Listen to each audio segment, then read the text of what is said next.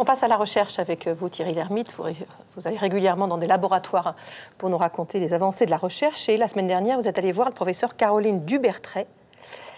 Qui est déjà ce professeur? Elle est chef de service de psychiatrie et d'addictologie à l'hôpital Louis Mourier à Colombes.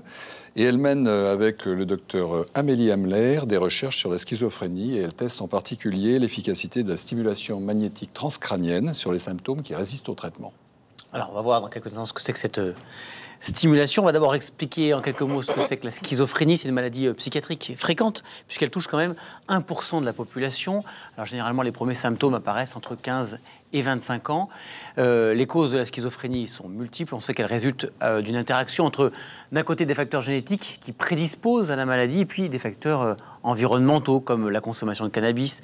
La maladie semble aussi plus fréquente en milieu urbain, chez les migrants, chez les personnes qui ont eu des complications durant la grossesse ou au moment de la naissance. Et puis, il faut dire aussi que les symptômes de la schizophrénie sont très variables d'un patient à l'autre. On peut presque parler de schizophrénie au pluriel. Voilà, on distingue des symptômes dits positifs, qui sont caractérisés par des délires, par des hallucinations sensorielles, notamment auditives, on entend des voix, et puis des symptômes négatifs qui sont marqués par un appauvrissement affectif et des actions, ainsi qu'un isolement, et puis également une désorganisation de la pensée et des comportements accompagnés de troubles cognitifs. Alors Thierry, comment déjà on prend en charge la schizophrénie que l'on ne sait pas aujourd'hui guérir? On ne sait pas guérir, mais pour l'instant, le traitement, c'est les médicaments antipsychotiques et la psychothérapie. Puis d'autres traitements spécifiques. Et là, en l'occurrence, alors, le résultat de ces traitements, c'est que pour 20 à 25% des patients, ça marche plutôt bien.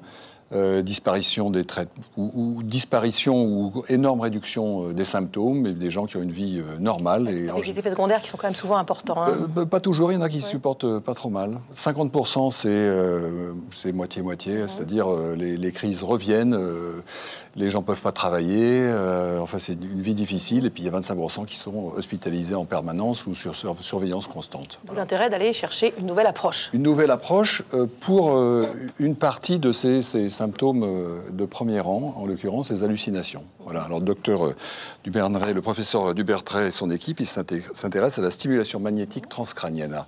Ça a l'air extraordinairement simple. C'est juste un aimant qui fait des ondes électromagnétiques à l'extérieur du cerveau. Hein. C'est pas du tout invasif. Et quand c'est appliqué aux zones qui provoquent, enfin, où sont impliqués dans les hallucinations, c'est vraiment extrêmement spectaculaire. Alors, on va juste quand même bien préciser ces symptômes de premier rang. On va redétailler de quoi il s'agit. Ce sont donc les symptômes les plus caractéristiques de la schizophrénie, vécus quand même par 70% des patients qui souffrent de cette maladie. Oui, les patients ont le sentiment de perdre le contrôle de leurs pensées, de leurs actions. Ils entendent des voix dans leur tête qui discutent entre elles, qui commentent leur comportement ou leurs pensées. Et puis, ils ont aussi l'impression qu'on leur impose leurs pensées et leurs gestes qui sont contrôlés en quelque sorte par des forces extérieures ou d'autres personnes, ou qu'on leur vole leurs pensées. Alors, comment est-ce que l'équipe de Caroline Dubertret teste cette nouvelle technique? Sur 35 patients sains et 35 patients schizophrènes, pour avoir un double aveugle, et pour avoir une comparaison. Et elle teste deux choses. D'une part, la disparition des symptômes, et d'autre part, il y a une chose qui est typique, on va voir certainement sur une image, c'est les zones qui sont... Ça, c'est la zone de stimulation. Là, c'est la zone, voilà, la jonction temporopariétale, c'est sur le côté ici. C'est là où on applique l'aimant, exactement. Et puis, d'autre part, il y a une différence entre les sujets sains et les sujets schizophrènes, c'est qu'au repos, les zones qui sont activées sont différentes. C'est-à-dire que chez le patient sain, il y a deux zones en avant et en arrière du cerveau qui sont activées. C'est les zones de rêverie. Et elles sont désactivées dès qu'on fait une tâche ou qu'on a une activité consciente. Chez les personnes schizophrènes, là, il y a plein d'autres zones, et particulièrement les zones auditives qui sont stimulées et qui sont en activité, mais intenses.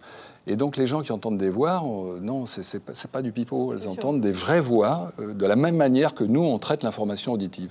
Et pareil pour les zones visuelles de l'arrière du cerveau. Vous avez non seulement rencontré le professeur Dubertret et son équipe, mais également une patiente qui a bénéficié de cette technique. Alors, comment était sa vie avant?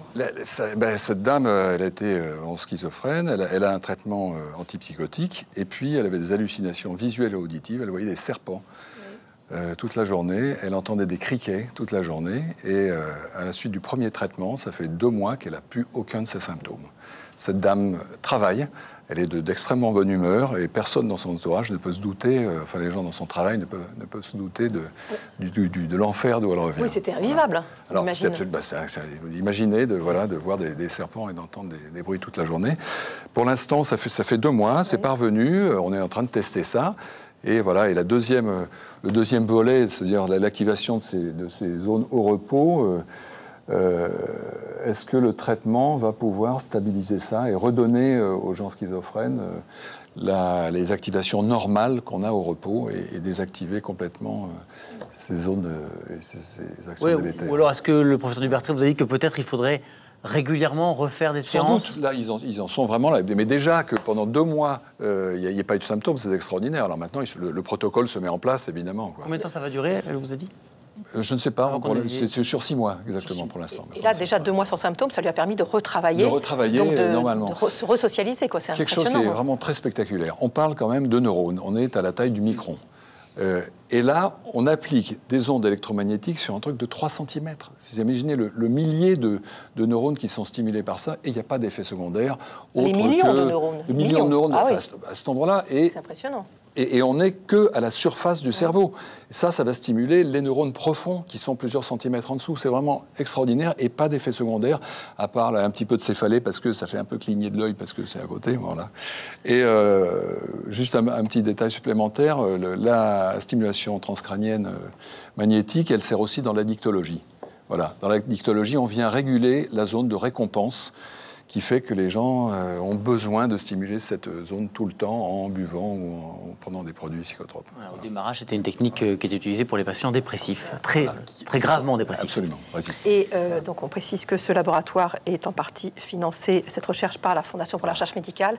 Et vous pouvez aller sur le site de la fondation frm.org, évidemment, pour faire des dons si vous le souhaitez. Et je rajoute un petit détail pour dire que vraiment les dons qui sont faits à la FRM sont vraiment très importants parce qu'ils vont très vite dans les laboratoires.